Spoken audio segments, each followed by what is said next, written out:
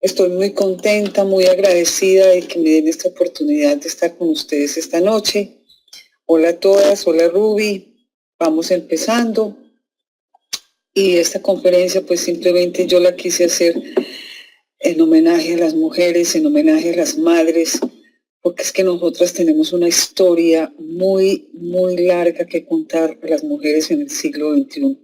Entonces, para que recordemos y para que hagamos un homenaje a todas esas mujeres que estuvieron antes que nosotras, no solamente en la vida laboral, no solamente en nuestra vida personal, sino en la familia. Y esto es lo que vamos a hablar esta noche. Muy bien. Esta es la conferencia, se llama Mujer, Bienes del Ayer. He tratado de ser lo más objetiva posible en la parte histórica para que todas nosotras entendamos de verdad de dónde venimos, para dónde vamos y sepamos agradecer, como les dije ahora, todo lo que nosotros traemos de parte de todas estas mujeres. Esta es una niña que tiene 7 años. En su mirada estamos viendo que tiene todas esas expectativas del futuro. Ella se llama Violeta. Y ella mirando su futuro, ¿qué le depara ese futuro? En nosotras, en nuestras manos está que ese futuro de ella sea un futuro más lleno de su vida personal, su vida familiar, su vida emocional, que sea más completo, que sea un mundo hermoso como el que nosotros hubiéramos querido vivir. A estas locas que ven aquí, que son 5 mujeres de los años 20, que tienen toda la ropa y la figura de haber sido bailarinas de Charleston. Me parece que debieron haber pasado deliciosa. Les tenemos que dar las gracias, porque ellas fueron las primeras en el siglo XX que rompieron esquemas. Y a raíz de eso fuimos desarrollando y heredamos muchas cosas. Por ejemplo, miren, ellas se pudieron subir la falda. Hasta sus madres eran de faldas largas, ellas ya se pudieron subir sus faldas. Fueron esos años locos, los años 20, antes de la guerra, donde ellas pudieron desarrollar toda esa feminidad y toda esa belleza que ellas tuvieron en esos años. Son hermosas esas mujeres. Vamos a mirar nuestra historia. Vamos a hablar un poquito de eso. Muy por encima, pero lo vamos a ver. Esta historia, la historia de nosotras las mujeres siempre lo cuentan los hombres, siempre lo cuentan los vencedores. Y las mujeres aparentemente hemos sido las vencidas en todas las guerras, no solo en las guerras bélicas. Es urgente entonces contar la historia de nuevo tal y como ha transcurrido, dando a las mujeres la verdadera dimensión que merecen, sacándolas del silencio que las niega en los libros de historia y dándoles el protagonismo real que han tenido, limpiando los personajes femeninos del destino, o bien ejemplarizante de reinas o santas, o bien de contramodelos para que el resto de las mujeres aprendamos lo que no debemos hacer.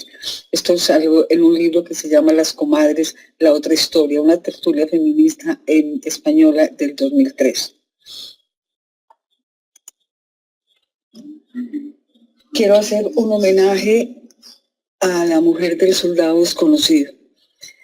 ¿Por qué? Porque siempre se habló del soldado desconocido en las guerras, siempre se hicieron los homenajes, se siguen haciendo los homenajes.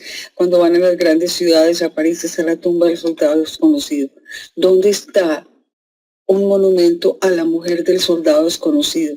La que se quedó cuando él se fue a la guerra, la que quedó con los hijos, la que quedó con las obligaciones económicas y la que supo sacar la familia adelante mientras este hombre luchaba en la guerra, volviera o no volviera.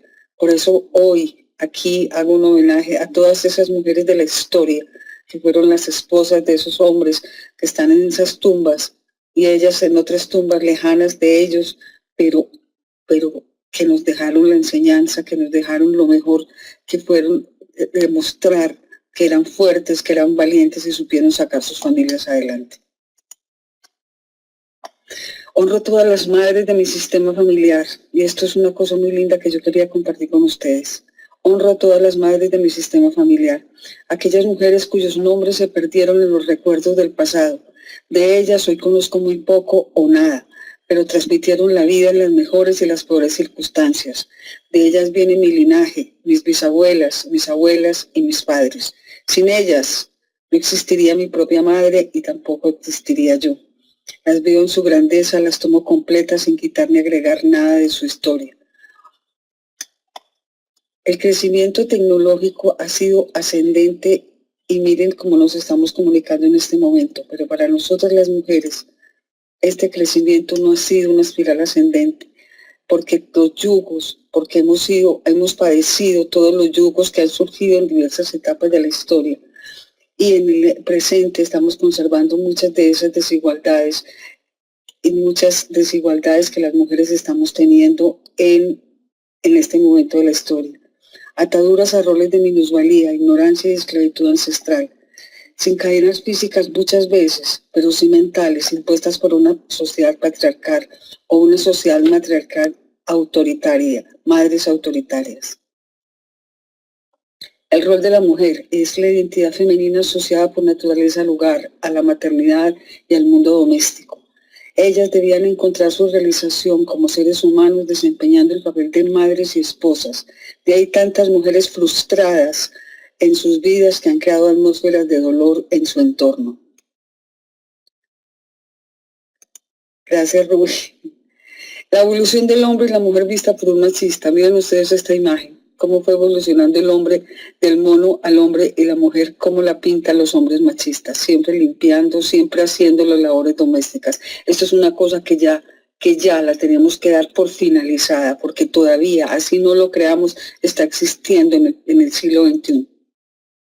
Lo femenino se concibió no solo como distinto de lo masculino, sino como lo opuesto y lo inferior. Ahora vamos a ver varias definiciones que a lo largo de la historia han dado sobre nosotras.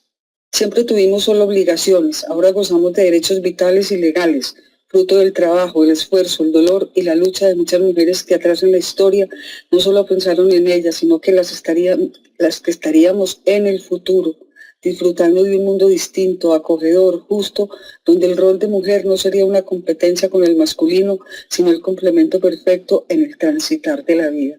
Ese hombre sería nuestro compañero, sería nuestro par en los sueños que tenemos hacia el futuro. Miren esta imagen. Los dos están señalando el futuro y están en igualdad de condiciones, en igualdad de estatura, están iguales. Así es que debemos vivir en esta sociedad, no compitiendo entre sexos, sino complementándonos, porque no podemos ser iguales a ellos y ellos no pueden ser iguales a nosotros. Esto es una relación de complementarios. Hemos sido discriminadas en las artes y en las ciencias. Por ejemplo, Madame Curie, una nacionalizada en Francia, pionera en el campo de la radioactividad, descubridora del radio y del polonio. Se ganó 2 premios Nobel Química y Física y por 10 años se la consideró colaboradora de su esposo y solo después del premio Nobel obtuvo su primer trabajo remunerado. Miren esto, era la colaboradora y se ganó 2 premios Nobel. Finalmente, ustedes saben, ella murió de cáncer por todos los experimentos que hizo con la radioactividad. Hay escritoras que publicaron con seudónimos masculinos, 2 de ellas muy conocidas, que son George Sand, que era una mujer, una escritora impresionante, que todavía sus libros son considerados clásicos de la literatura francesa del siglo XIX. Era escritora, periodista, tenía reuniones en sus salones, reuniones culturales que eran importantísimas en esa sociedad. Dramaturga, novelista, compositora y diarista. George Sand, Amantina Aurora Lucille Dupin, baronesa de Dubenelpant. Y otra que muy conocida por nosotros en el colegio, Fernán Caballero, seudónimo de la escritora española Cecilia Boll de Paver y Ruiz de la Rea, que nace en Suiza en 1796 y muere en España en 1877. Qué pesar que con estas mujeres, con estos talentos para escribir y esos talentos para todo, tuvieran que esconderse como si ser mujer fuera lo peor que pudiera pasar y que tenía que ser un hombre el que pudiera filmar las obras de estas mujeres. Mujeres en la historia. ¿Qué hacían ellas en la prehistoria? Recogían, eso lo tenemos, toda esa imagen la tenemos, recoger los productos vegetales, el varón era el cazador, ellas eran las guardianas del fuego y de los hijos, eran las primeras agricultoras y conocedoras de los secretos de las plantas. En el medioevo las llamaron brujas. Ellas se dedicaron al barro, la cerámica, los esmaltes, los cosméticos, que fue el principio de la química. la gran importancia de la mujer en la prehistoria.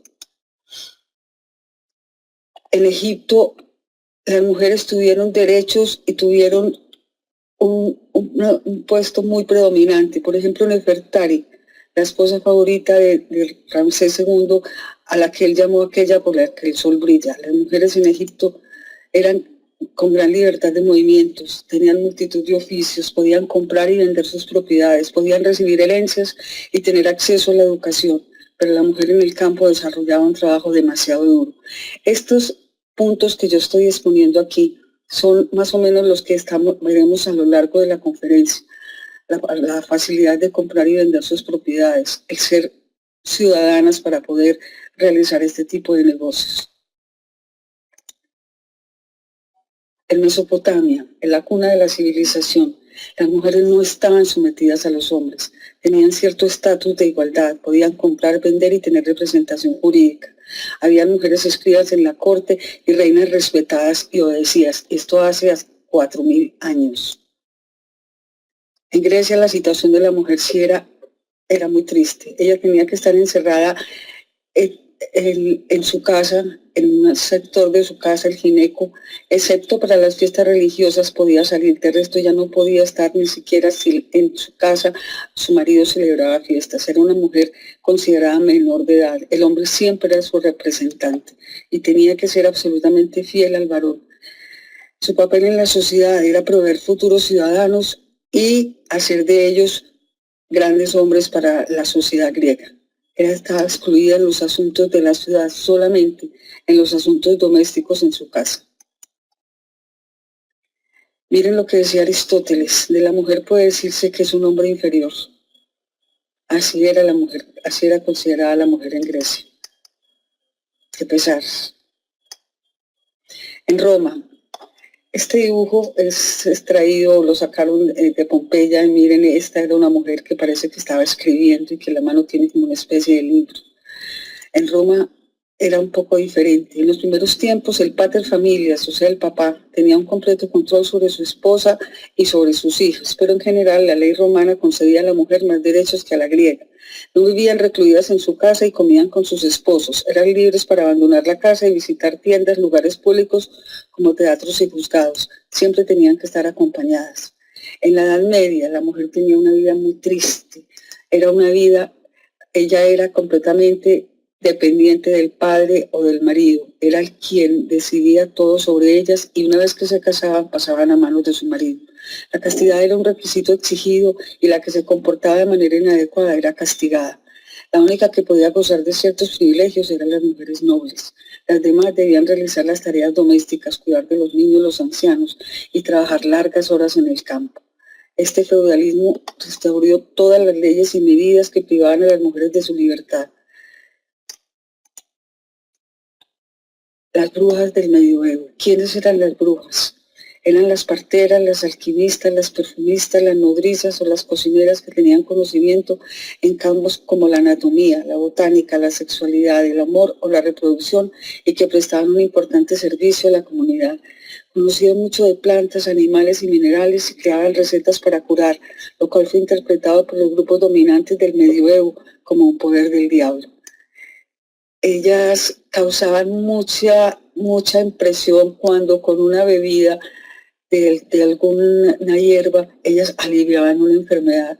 En esas sociedades no podían entender que las plantas tenían esos poderes y creían que eran los poderes del diablo.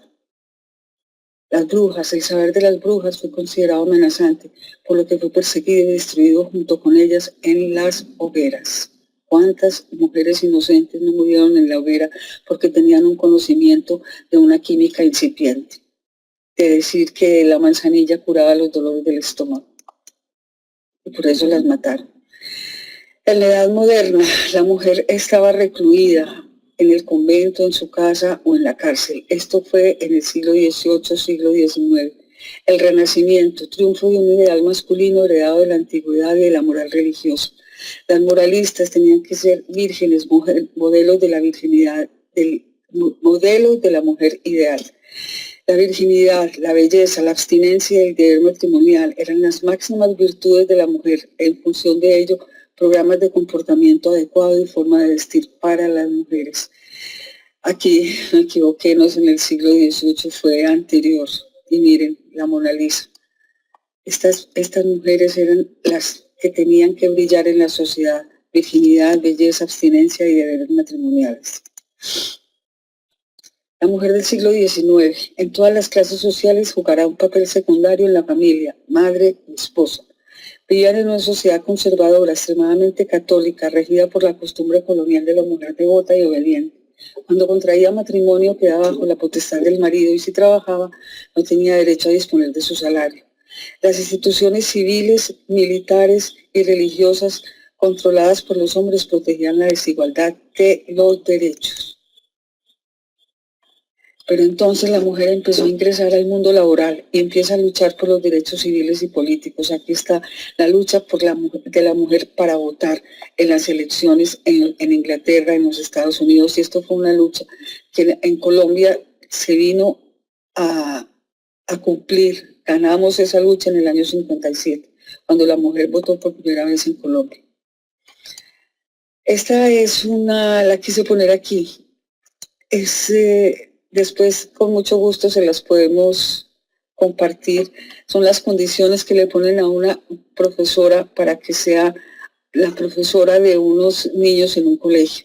En los años 20 ya no tenían derecho de absolutamente nada, no se podían teñir el cabello, no podían salir con ningún hombre a no ser que fuera su padre o su hermano, no podían ir a las cafeterías de la ciudad, no podían tomar por supuesto ningún licor, no podían fumar, no podía abandonar la ciudad bajo ningún concepto sin permiso del presidente del consejo de delegados, que era algo del colegio, no podía viajar en coche o en automóvil con un hombre que no fuera su padre o su hermano, no usar vestidos que queden a más de 5 centímetros por encima de los tobillos, no se podía casar. La primera condición era no casarse. Este contrato queda automáticamente anulado si la maestra se casa. Esta es una de las razones por las cuales a las profesoras, a las maestras siempre se les dijo señoritas, porque a ellas tenían que ser señoritas, no se podían casar. Tenían que mantener limpia el aula, barrer el suelo al menos una vez al día, o fregar el suelo del aula al menos una vez por semana con agua caliente. Miren ustedes lo que era ser profesora en esa época. Las mujeres del siglo XX en Colombia, un país machista y patriarcal. Teníamos problemas de violencia, inseguridad, corrupción, pobreza, pero también discriminación y desigualdad para las mujeres. Seguimos hasta hoy siendo inferiores para esta sociedad que se niega a reconocer nuestros logros y derechos. Hay muchas cosas que las hemos logrado, pero todas sabemos que hay otras que no hemos podido lograr porque la sociedad no nos lo permite. Una mujer presidente de la República, eso para muchas personas es inconcebible. Estamos llegando a ser candidatas a vicepresidentas, pero ser presidentas todavía no es el momento. Que nos acepten y nos abran esa puerta. Se ha avanzado mucho, pero aún queda demasiado por hacer. La mujer del siglo XX en Colombia. No teníamos derecho al voto y a la participación política. No éramos ciudadanas. El concordato era un tratado de Colombia con la Iglesia de 1887 que terminó en 1993. Este concordato otorgaba a la Iglesia la potestad de regular todo en materia moral, la vida de las mujeres y hasta la libertad de exigir la anticoncepción. Era un matrimonio indisoluble, no existía el divorcio, hasta que la muerte nos separe. Potestad marital, el poder atribuido al marido sobre la persona y los bienes de la mujer, y esta debe por imposición obedecer y respetar. Eso lo teníamos nosotros en Colombia. Bienes y se le impedía tener independencia económica. ¿Hasta cuándo tuvimos esto? Hasta el año 32, que con las capitulaciones daban a la mujer derecho a disponer de sus bienes. Antes no lo podía hacer. El Código Penal castigaba el adulterio infiel o le permitía hacerle encarcelar. La legítima defensa del honor, se rebajaba la pena al marido si en estado de ira e intenso dolor contra su esposa. Esto perduró hasta 1980.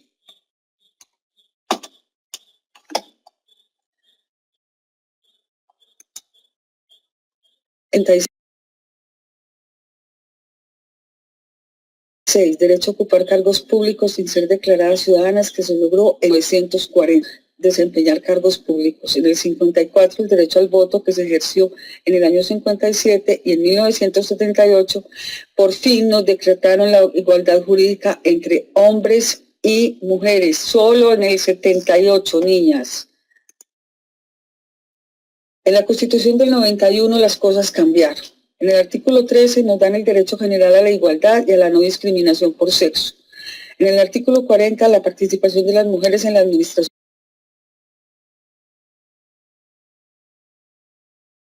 pública. En la igualdad de familia, derecho al matrimonio y protección a la mujer embarazada. Empezamos a ver los derechos finalmente en nuestra sociedad. La protección especial a las mujeres cabezas del hogar, separación de la iglesia y el Estado. Ya nos podíamos casar por lo civil, ya nos podíamos hasta que la muerte nos separe. Consagró la figura de la tutela, que ayuda a proteger los derechos de muchas mujeres, de muchas madres, derechos de la salud. Algunas personas hablan mal de la tutela, pero realmente sí ha abierto muchas puertas de muchos derechos que estaban atrancados para la gente. Ganamos, señoras, lo logramos. No les deseo que tengan poder sobre los hombres, sino sobre sí mismas. Es sobre nosotras mismas que tenemos que tener el poder. Es sobre nosotras mismas que tenemos que ganar nuestros derechos, no compitiendo allá afuera. Todos los días mejores seres humanos. Tengamos que ser mejores seres humanos, mejores personas, mejores ciudadanas, que llevemos una luz, que seamos pioneras de esta nueva sociedad que ahora estamos encarnando. En empresas como esta, en Oriflame, donde las mujeres están desarrollándose, haciendo una carrera de crecimiento personal, profesional y económico. Aquí es donde nos podemos desarrollar como mujeres sin tener la esclavitud de un contrato de trabajo, de un jefe que esté sobre nosotras, exigiéndonos, acosándonos, haciendo de nosotras lo que quiera, porque necesitamos ese dinero. En esta empresa aquí tenemos la libertad, aquí podemos ser lo que queramos ser. Podemos llegar donde nosotras queramos llegar. No es conveniente para la mujer limitar su mundo al hogar. El deber para la familia es nuestro natural y principal deber, pero tenemos otros que no es bueno descuidar, ni al menos olvidar, si no queremos vestir en la vida el sudario de la muerte. Esto lo dijo una pionera de la igualdad de la mujer en Colombia, Lucila Rubio de la Verde, en el año 46, y miren todavía cuántos años han pasado y miren cuánta razón tiene. Descuidar ni menos olvidar algo más que ser solamente limitarse al mundo del hogar.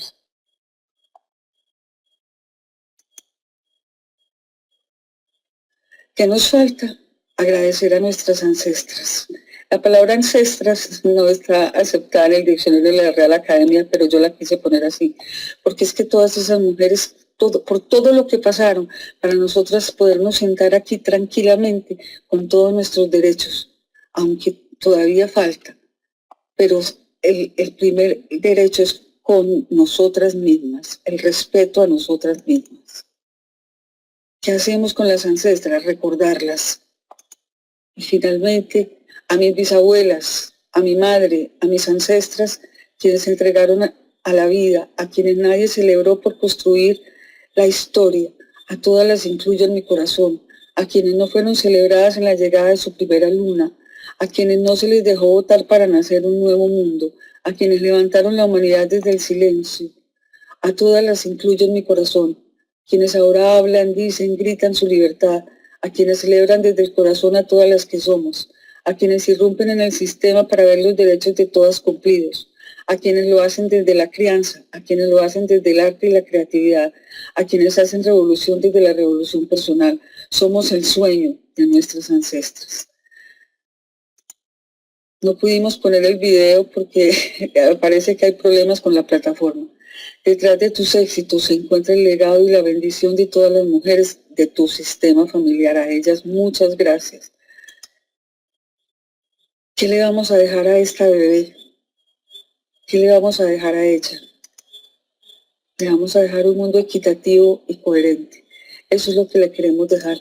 Esta conferencia es una conferencia muy corta y ya estamos llegando a su fin, pero me gustaría mucho dar un agradecimiento especial a Ruby, porque ha sido nuestra pionera en este camino que nos ha enseñado y que nos tiene tan lejos en lo que cada una de nosotras estamos haciendo.